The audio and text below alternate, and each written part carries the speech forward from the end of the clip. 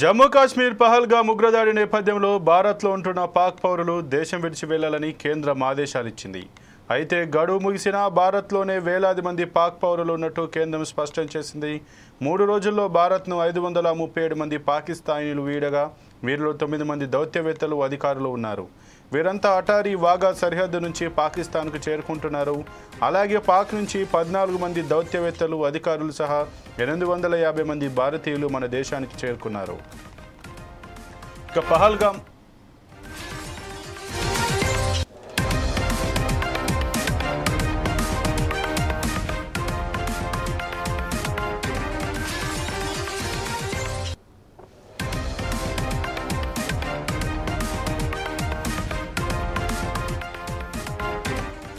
పహల్గామ్ ఉగ్రదాడి తర్వాత పాక్ పౌరుల వీసాలను రద్దు చేసి 72 గంటల్లోగా స్వదేశానికి వెళ్లిపోవాలంటూ భారత్ గడువు విధించింది.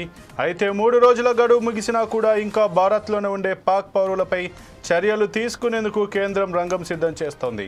డెడ్లైన్ ముగిసినా ఇంకా భారత్లోనే ఉన్న పాక్ పౌరులను గుర్తించాలని అన్ని రాష్ట్రాలకు కేంద్రం ఆదేశాలు జారీ చేసినట్టు తెలుస్తోంది.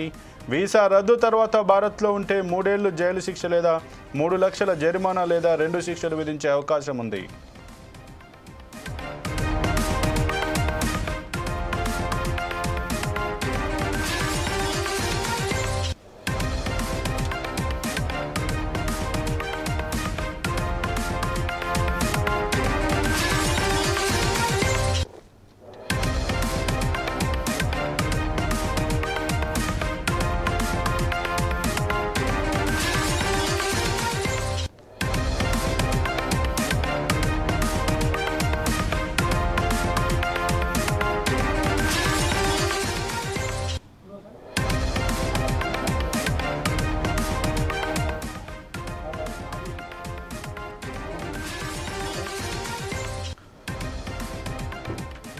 పహల్గామ్ ఉగ్రదాడి నేపథ్యంలో పాకిస్తాన్ పౌరులకు జారీ చేసిన వీసాలను కేంద్ర ప్రభుత్వం రద్దు చేసింది.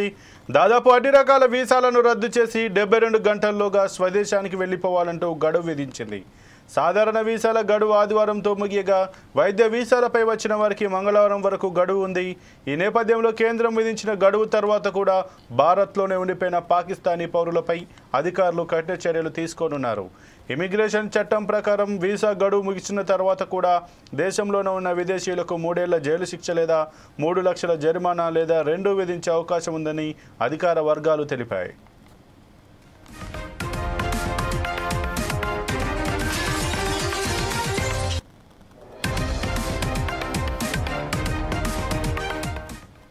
పహల్గామ్ ఉగ్రదాడి తర్వాత ఢిల్లీలో ప్రధాని మోడీ అధ్యక్షతన సిసిఎస్ మీటింగ్ జరిగింది. ఈ భేటీలో పాక్ పౌరులకు వీసా సేవలను తక్షణమే నిలిపివేస్తూ భారత ప్రభుత్వం నిర్ణయం తీసుకుంది. ఇదివరకే జారీ చేసిన పలు కేటగిరీల వీసాలను ఏప్రిల్ 27, 2025 నుంచి రద్దు చేస్తున్నట్లు ప్రకటించింది. వైద్య వీసాలకు మాత్రం ఏప్రిల్ 29, 2025 వరకు గడువు ఇచ్చారు. సుమారు 12 రకాల వీసాలు కలిగిన పాక్ పౌరులు ఆదివారంలోపు దేశం విడిచి వెళ్లాలని ఆదేశించారు. దీంతో గత 3 రోజులుగా పంజాబ్లోని అటారీ వాగా సరిహద్దు ద్వారా భారీగా ప్రజల తరలింపు జరిగింది. శుక్రవారం నుంచి 537 మంది పాకిస్తానీ జాతీయులు భారత్ని విడిచి తమ స్వదేశానికి తిరిగి వెళ్లారు. అదే సమయంలో పాక్లో ఉన్న 850 మంది భారతీయులు ఇదే ప్రకారం దేశానికి వచ్చారు.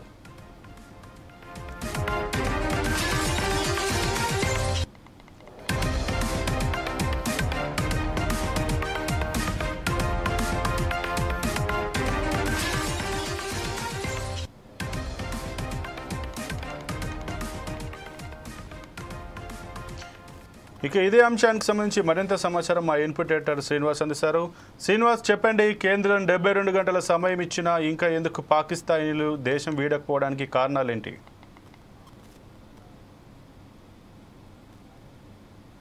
ఈరోజు పాక్కు సంబంధించి అనేక అప్డేట్స్ వస్తున్నాయి. ముఖ్యంగా కేంద్రం సంబంధించి కేంద్ర రక్షణ వ్యవహారాల పార్లమెంటరీ కమిటీ ఈరోజు ఉదయం భేటీ కావడం జరిగింది రాజ్నాథ్ అధ్యక్షతన.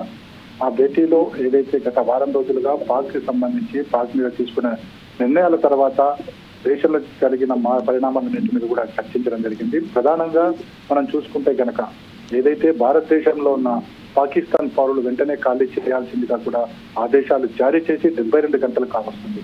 అయినప్పటికీ కూడా ఇప్పటికీ కూడా కొన్ని రాష్ట్రాల్లో గుర్తించడంలోనే ఇంకా ప్రభుత్వాలు కావచ్చు, పోలీస్ యంత్రాంగం కావచ్చు సహకారం వహిస్తుందని చెప్పొచ్చు. అంటే ఆ రాష్ట్ర ప్రభుత్వాలకు సంబంధించిన ఏదైతే నిర్లక్ష్యం అనుకోవాలా, లేకపోతే ముస్లింలకు సంబంధించి కావచ్చు వాళ్ళ మీద ఉన్న సింపతి, లేకపోతే ఓటు బ్యాంక్ అనేది మనం చెప్పలేం. కానీ చాలా చోట్ల అయితే ఇప్పటికీ కూడా గుర్తించే పనిలో అయితే ఇంకా పోలీసులు ఉన్నారని చెప్పొచ్చు. అంటే వాళ్ళ దగ్గర సరైన సమాచారం లేకనా అంటే అది కూడా కాదు. కేంద్రం ఆల్రెడీ సమాచారాలు అన్ని రాష్ట్రాలకు సంబంధించిన సమాచారాలు కూడా అందించడం జరిగింది, వివరాలు ఇవ్వడం జరిగింది. అయినప్పటికీ కూడా దేశంలో ఇంకా పాకిస్తాన్ పౌరులు ఉన్నారు. వారిని పంపించడంలో ఆయా రాష్ట్ర ప్రభుత్వాలు ఇంకా నిర్లక్ష్య ధోరణితో ఉన్నాయని చెప్పేసి మాత్రం ఇక్కడ స్పష్టంగా కనిపిస్తుంది.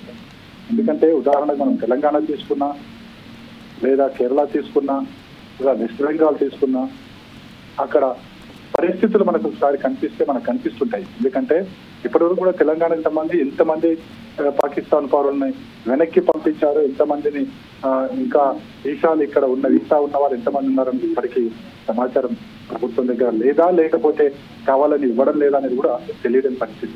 అయితే శ్రీనివాస్, అయితే ఏదైతే ఈ పాకిస్తానీ పౌరుల్ని తరలించే క్రమంలోనైతే కొన్ని రాష్ట్రాలు కూడా మెతక వైఖరిని ప్రదర్శిస్తున్నట్టుగా తెలిసింది. అందులో కొంతమంది పౌరుల్లో కూడా కొందరు మెడికల్ వీసాతోటి వచ్చారు, వారి గడువు కూడా ముగియనుంది. కాబట్టి మరి ట్రీట్మెంట్ పరిస్థితి ఏంటి? వీసా గడువు పొడిగించే ఛాన్స్ ఏమైనా ఉందా? సంపత్, దానికి సంబంధించి ఇంకా కేంద్ర ప్రభుత్వం నిర్ణయం తీసుకోలేదు. ఈ రోజు కొద్దిసేపటి క్రితమే ఏదైతే రక్షణ వ్యవహారాల పార్లమెంటరీ కమిటీ భేటీ జరిగింది. ఆ తర్వాత రాజ్నాథ్ సింగ్ ప్రధాని మోడీతో కూడా మాట్లాడడం జరిగింది. అదేవిధంగా ఈరోజు సాయంత్రం మరోసారి భేటీ ఉండబోతుంది. ఏం కార్యాచరణ రూపొందించాలి, అదేవిధంగా పాకిస్తాన్ మీద ఏవైతే ఇప్పటివరకు తీసుకున్న నిర్ణయాలను ఏ విధంగా దీనికి సంబంధించి అంటే క్షేత్రస్థాయిలో ఏ విధంగా జరుగుతున్న దాని మీద కూడా సమీక్ష జరిపారు.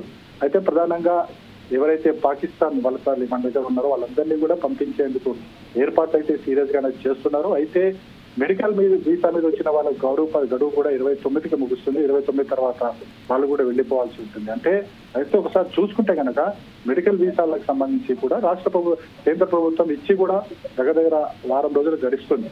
సో ఎటువంటి ట్రీట్మెంట్కి వచ్చినా సరే వాళ్ళకి ట్రీట్మెంట్ జరిగిపోతుంది, లేదా మెడిసిన్ మీద వాళ్ళు ట్రీట్మెంట్ కొనసాగే అవకాశం ఉంది. సో అలాంటి వారికి కూడా 29 వరకు కూడా గడువిచ్చారు. 29 తర్వాత ఖచ్చితంగా ఖాళీ చేయాల్సిందే, దేశాన్ని విడిచి పోవాల్సిందే అని చెప్పేసి కూడా ఇప్పటివరకు అయితే కేంద్రం అయితే చెబుతూ వచ్చింది. అయితే దీన్ని ఎక్స్టెన్షన్ ఏమైనా ఉంటుందా అంటే దానికి ఇంతవరకు అయితే కేంద్రం నుంచి ఏ విధమైన సూచనలు అయితే రాలేదు, ప్రకటన కూడా రాని పరిస్థితి. అయితే ఈరోజు సాయంత్రం మరోసారి భేటీ ఉండబోతుంది. కాబట్టి భేటీ తర్వాత ఏదన్నా ఎక్స్టెన్షన్ ఉంటుందా లేదా అనేది మనం చూడాల్సి ఉంటుంది. అయితే ప్రస్తుత పరిస్థితుల్లో అయితే ఎలాంటి ఎక్స్టెన్షన్స్ ఉండబోవనేది మాత్రం కేంద్రం నుంచి వస్తున్న సమాచారం. అయితే శ్రీనివాస్, మరి ఒకవేళ దేశం విడిచి వెళ్ళకపోతే శిక్షతో పాటు జరిమానా వేస్తామని కేంద్రం ప్రకటించినట్లు సమాచారం. దీన్ని మనం ఏ రకంగా చూడాలి? ఒకవేళ నిజంగా ఈ గడువు లోపల కనుక వాళ్ళు వెళ్ళకపోతే ఏదైతే ఇప్పుడు ఇమిగ్రేషన్ చట్టం ప్రకారం శిక్షలు ఉన్నాయి, అవి నిజంగా వర్తింపజేస్తారా, లేదంటే మరికొంత సమయం ఏమైనా ఇచ్చే అవకాశం ఉందా? అయితే కేంద్రం ఎక్స్టెన్షన్ చేసే అవకాశాలు అయితే లేవని మాత్రం మనకు స్పష్టంగా తెలిసింది. ఎందుకంటే ఒకవేళ పొడిగింపు అనేది చేసుకుంటూ పోతే ప్రజల్లో కావచ్చు, ఇక్కడున్న ఎవరైతే ఉన్నారో వాళ్ళంతా కూడా కేంద్ర ప్రభుత్వం మీద ఎదురుదాడి దిగే ప్రమాదం ఉంది.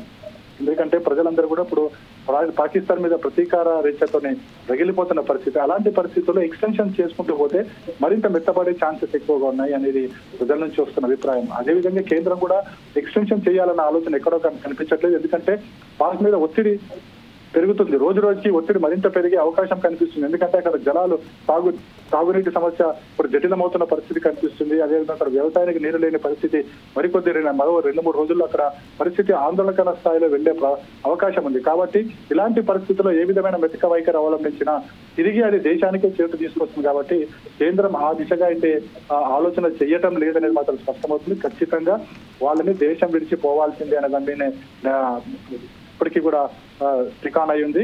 ఇక ప్రధానంగా ఎవరైతే దేశం విడిచిపోలేదో వాళ్ళ మీద ఖచ్చితంగా ఇమిగ్రేషన్ చట్టాలు ఏవైతే ఉన్నాయో ప్రధానంగా ఇప్పుడున్న పరిస్థితుల్లో వాళ్ళు దేశం విడిచిపోతే వాళ్ళని అరెస్ట్ చేసే అవకాశం ఉంది, ప్లస్ వారి మీద జరిమానా విధించే అవకాశం ఉంది. వాళ్ళని ఖచ్చితంగా బయట అయితే తిరగనిచ్చే పరిస్థితి అయితే లేదు.